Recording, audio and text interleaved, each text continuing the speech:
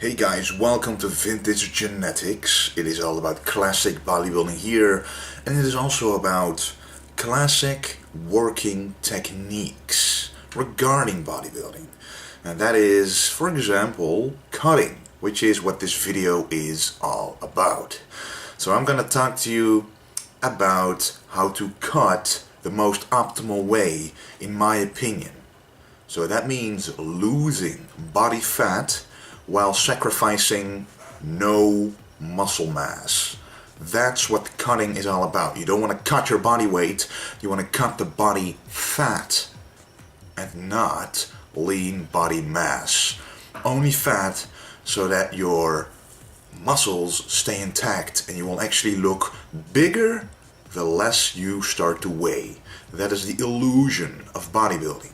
Anyway, let's get right into this video. So, as some of you might know, I am currently in a competition prep for a bodybuilding show in a little under 6 weeks. So I'm in the middle of a cutting phase right now. And my type of cutting, which I will explain in this video, does tie in quite a lot with how I like to lean bulk. So it does tie in with the lean bulking video, in which I basically tell you that a top level of 12 body fat percentage, that is about the ideal, maximum range you should be, because then you still have a healthy lean body from which you can drop body fat slowly while still seeing the results. This video will still work for the people who have a higher body fat percentage, like 20%, but keep in mind it will go slower. It is a game of patience. I understand you want to lose the body fat quickly, but you don't want to lose the muscle mass quickly as well. It's all about the fat in this video, guys. That is the point. So, basically, a lot of people cut down way too fast. And in the process they lose fat, yes. Body weight, yes. But muscle, yes. That is what you want to avoid, and that's what this video is all about. Now, I talked about the lean bulking video in which I explained how to calculate your calories. I will explain it in this video, but it will be a lot shorter and more to the point. But if you want a more detailed explanation, check out my lean bulking video right here. I recommend it. It's a bit long, but I do explain everything from A to Z and back. Alright, let's get started. Alright, so let's start with step 1, which is, as I mentioned, calculate your caloric needs. Basically, calculate how many calories you need to maintain your current body weight if you would be doing nothing at all. So I included in the description below 2 links to how you can calculate this. All you need to do is fill in your height, your weight, your age, and your gender. And then the equation of the Harris and Benedict formula with those body statistics will give you your basal metabolic rate, which is the amount of calories your body needs if you wouldn't be doing anything. Now step number 2, and that is to calculate how many calories you need while doing activity, while performing things. That's what we do every day. We don't sit on the couch. So what you need for this is your activity factor. I also included a link of the activity factors in the description below, so you can guess which number applies to you, to which you should multiply with your basal metabolic rate. For example, if your basal metabolic rate is 1900, you multiply it with, for example, 1.55, the result would be about 2950 calories. This is the amount of calories you need to maintain your current body weight. A lot of people like to decrease their maintenance caloric needs with 500 calories, drop it by a lot, do a lot of cardio, take a lot of fat burning supplements and just hope for the best. You will lose the weight, yes, but at what cost? You will sacrifice precious, hard-earned muscle, and that is not what we want. We want quality lean mass to show. You will actually also be able to keep your strength up. Another downfall of cutting way too fast. You lose all your strength, your motivation becomes less and less because you're not able to squat as much weight, your bench press is going down, your energy levels are depleted. My goal is to cut the healthy way. So step number 3 is to lower your maintenance caloric needs with a certain amount of calories in order to be in a caloric deficit. And that means your body will burn more every day than you ingest, than you consume, which means it has to burn calories from within to meet your caloric demands. What I like to do is not drop it by 500, but drop it by 250. So in our example, we had a caloric needs of 2,950 calories, and dropping it with 250 equates to 2,700 calories to cut down. Now this looks a lot like the lean bulking video where I upped the calories with 250, and for good reason. And that's exactly what I want to do here. You don't want to do anything too extreme. You don't want to cut down too fast. So start with decreasing it with 250 calories for step number 3. Now it's time for step number 4, which is the cardio. This is also an important part of the cutting process because it involves a lot of aspects. First of all, you want to see success.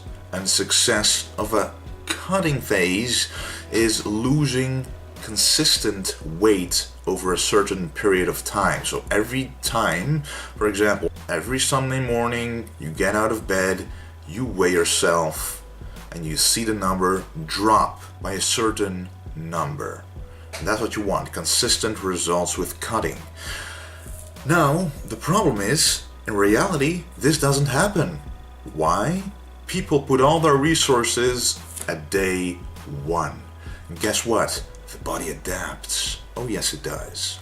If you pull out all the stops right at the start, guess what happens? Your body will adapt to all of it. Your metabolism slows, your body goes into protective mode and keeps onto all the fat. You want to start doing cardio, yes, right from the start, but start going easy about it, right? So what I mean by that, for example, you work out 5 times a week. Start out with doing cardio once a week, except for legs. You don't want to do legs and cardio on the same day, at least not post-workout. For example, on a back day, which could be a Tuesday, you finish your back workout and then do 20 minutes of cardio, 130 beats per minute, your heart rate. That's the optimal fat burning, level for most people. Fat requires a lot of oxygen to burn. If you go too fast, your body will burn carbs and protein rather than the fat, because the fat simply requires more oxygen to burn, and you will not be able to keep up with the demand of oxygen in your body. But if you go slower, you are. And what is important to realize is that you have to keep tracking your progress. So get on the scale every week on an empty stomach in the morning, weigh yourself, and you should weigh around 250 to 500 grams less than last week. And 500 grams is the absolute max, because I keep in mind that, of course, some moisture, some water weight could be lost instead of purely fat, because losing 500 grams of fat, if your body fat percentage isn't that high, is pretty a significant number actually. So you don't want to keep it too high, but you do want to see the progress every single week. So half a pound or 250 grams, around that area, that's perfect in my opinion. So the first few weeks go by, you eat your 2700 calories, you calculate everything, decrease to 250, you do 1 cardio session a week, and then your body slows down, the fat oxidation slows down, the burning of energy, your metabolism slows down a little bit. So what you want to do is then you increase the cardio to 2 times a week. You keep repeating this process to keep the progression going. That's what I mean by not taking every option right at the beginning, because you will stall after a couple of weeks. What are you gonna do extra? There's nothing left. Now you can keep adding a little bit every time over the progression of the weeks, and you will keep losing the weight. Your metabolism will keep ramping up. Your body won't be able to adapt to all the changes you're making. The only change you don't want to make is the calories. But as for the cardio, what I want to finish off with is you should do around 4 times a week of cardio post-workout, except for legs. So for example, in my own situation, I work out 6 times a week, and 2 times a week is legs. So when I'm cutting down at the starting stages, it's different for a competition cut, but you don't want to do cardio after legs, because legs require energy, a lot of energy, more than the other muscle groups. And you should recover from that first. You don't want to do too much to your body. You want to be able to recover, you want to feel good. You still want to be able to lift heavy weights, stuff like that. So once your post-workout cardio of about 4 times a week is saturated, you start shifting the cardio, adding it to the morning. That's also an option, guys. Fasted cardio. Now you do the exact same as you did with the post-workout cardio. Start out with 1 time a week. I understand for some people this is not possible because of work or school, but if you really have the dedication, you will find a way. So before breakfast, just get out of your bed, get outside, walk outside for 15 minutes on an empty stomach, and then once you're inside again, then you can start eating your breakfast. Now, as I said, just like the post-workout cardio, you ramp this up to every day of 15 minutes. Now, probably by now you've already reached your goal, right? Once you saturate the morning and the post-workout. Unless you come from a higher body fat percentage. That's also one of the reasons why I don't like being too high. You don't have to go too deep. You don't have to go too deep with the calories. You don't have to go too deep with the cardio. But if you have to, of course, you can lengthen the cardio sessions. And the max I would do is go to 30 minutes post-workout and only use the elliptical, because that'll burn most of the calories, move your arms and your legs. And in the morning, boost it to 20 minutes. And also brisk pace, guys. Don't just walk outside slowly, a brisk pace. Keep those 130 beats per minute in check. So now that I got the cardio session out of the way, it is time for step 5, the macronutrients. Now, why didn't I cover this in an earlier step? Because in my opinion, a lot of people misunderstand the cardio part of the cutting. They think cardio right away, don't think about how intense or how much or how to build it up, how to progress with it. So that's what I wanted to get out of the way first. Get it in your mind to do it the right way. And now the macronutrients.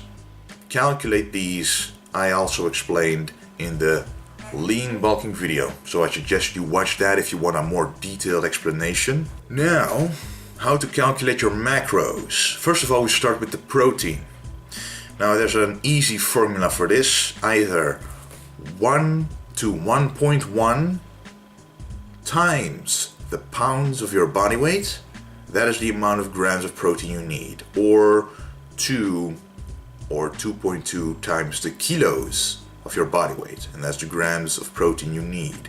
So when you weigh 100 kilos, that is 200 to 220 grams of protein that you need at least to maintain your muscle mass. Now for the healthy fats, I like to have at least 2/3 of the amount of protein. I want that to be the fats. Anyway, so when you need 200 grams of protein, that is about, let's calculate, about 132 grams of fats. Now this seems high to some people, but it is not high at all. It is a perfect healthy range. Fats are important, guys. And I listed a lot of the healthy sources as well in the lean bulking video. So watch that if you want the sources of the protein, of the fats and the carbohydrates, which I recommend, which don't change whether you're bulking or cutting. So now we are left with the carbohydrates. And all you have to do is fill in the blanks. Now you have the amount of protein, which is for us in this example 200 grams, right? Times 4. Every gram of protein is 4 calories. So that's 800 calories out of the 2700 calories that we have. Now we have 130 grams of fat. You multiply this times 9. Every gram of fat is 9 calories. That is 1188 calories. So we add that together, and that is 1988 calories of fat and protein combined. Now what we have left? Now we have 712 calories left. Now every gram of carbohydrate is 4 calories. So you divide it by 4 and the result is 178 grams of carbs. This is the amount of carbs you should have. Which leaves us to step 6, meal timing. This is debunked by some, yet praised by others. I personally do believe in it, that if you eat every 2 to 3 hours, that your body's metabolism doesn't suffer. For example, if you don't eat for a long time, then all of a sudden you eat 2 to 3 meals worth in one sitting, your metabolism is not gonna like that. It wants consistency. Now, of course, there are a lot of other diets, carb backloading, refeed days, stuff like that.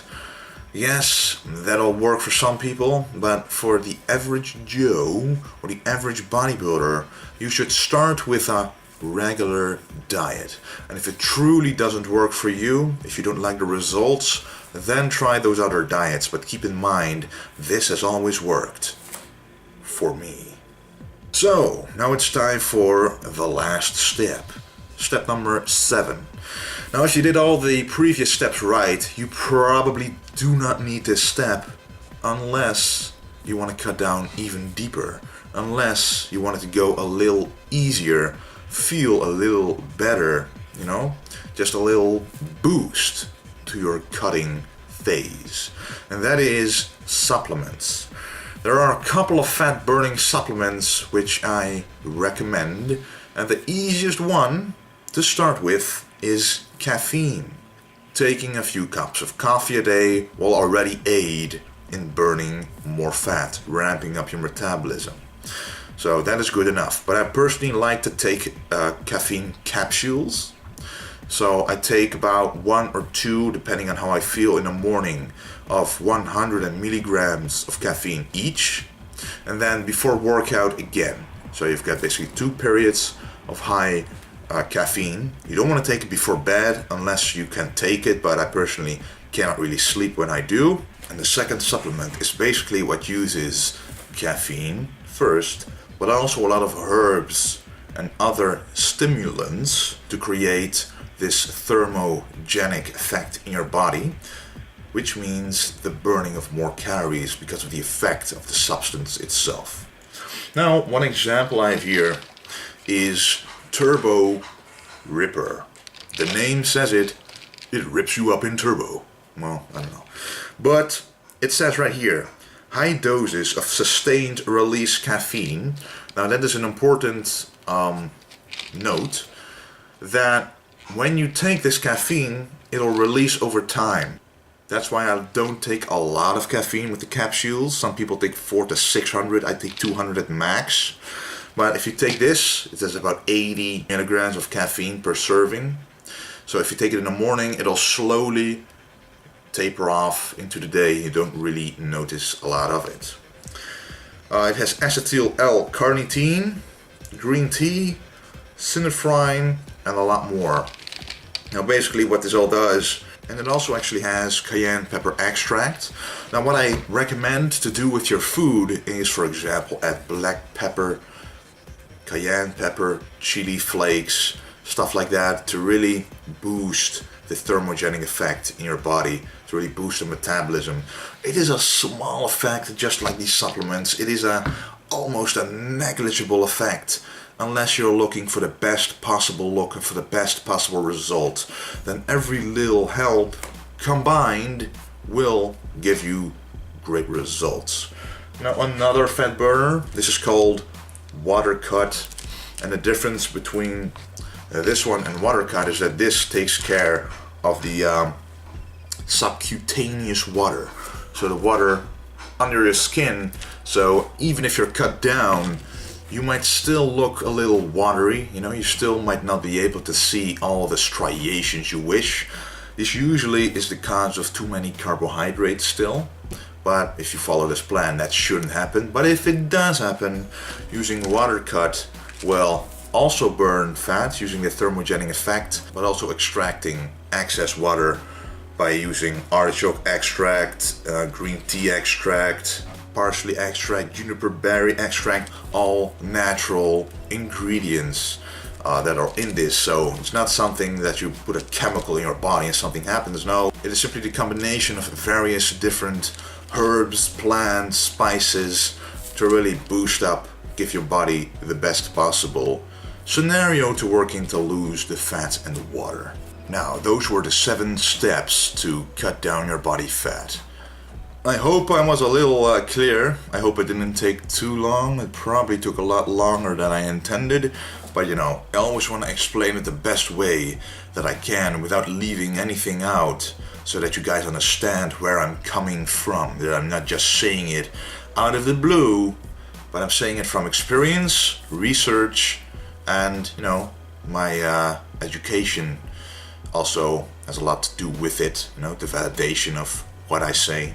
Of course, a lot of it is because I simply experienced it myself, but I also experienced others who are doing a similar thing and it works for them as well. But it simply comes down to logic. Alright, guys, if you have any questions about what I said, please comment down below, and I also made a timetable for this video as well. If you want to look any specific point back, step 1 to 7 are listed right in the description. The links are there as well. If you need any help, please comment down below. I'll try to answer, or you guys can help each other as well.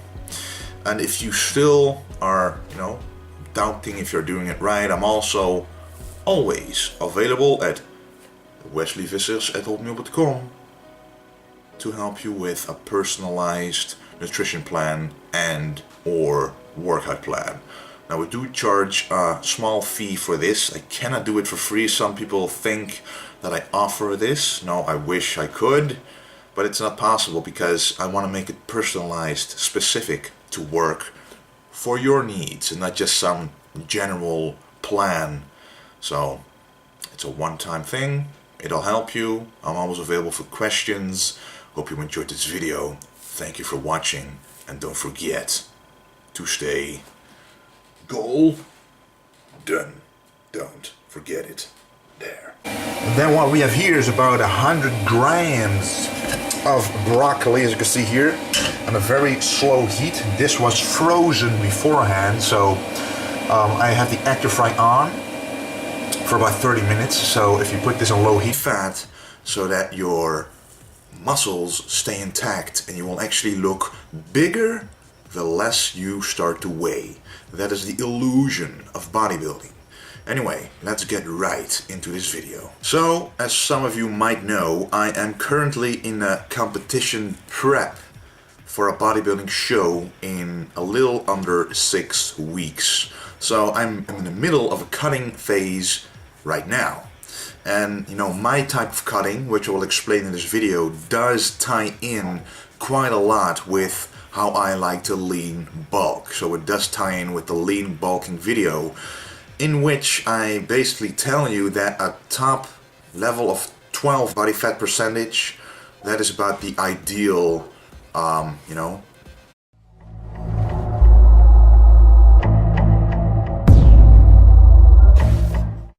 Hey guys, welcome to Vintage Genetics. It is all about classic bodybuilding here, and it is also about classic working techniques regarding bodybuilding. And that is, for example, cutting, which is what this video is all about.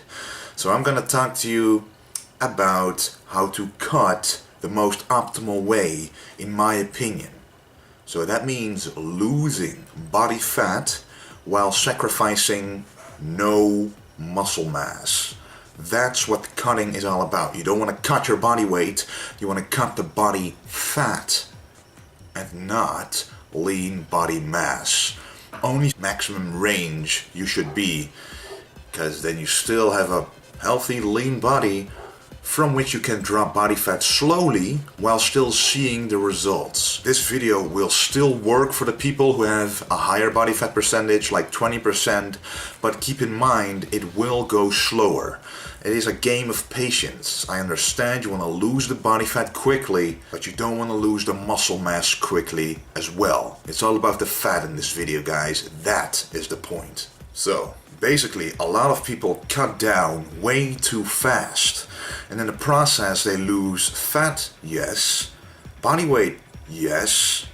But muscle, yes.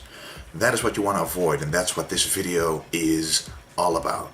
Now, I talked about the lean bulking video in which I explained how to calculate your calories. I will explain it in this video, but it will be a lot shorter and more to the point. But if you want a more detailed explanation, check out my lean bulking video right here.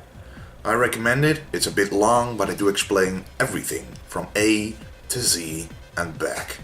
Alright, let's get started. Alright, so let's start with step 1, which is, as I mentioned, calculate your caloric needs. Basically, calculate how many calories you need to maintain your current body weight if you would be doing nothing at all. So I included in the description below 2 links to how you can calculate this.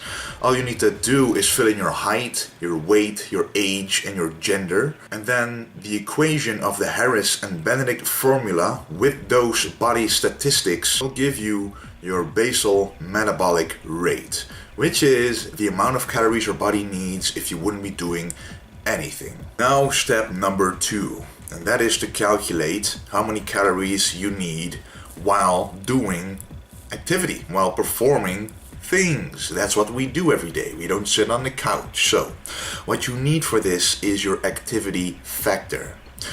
I also included a link of the activity factors in the description below, so you can, guess which number applies to you, to which you should multiply with your basal metabolic rate. For example, if your basal metabolic rate is 1900, you multiply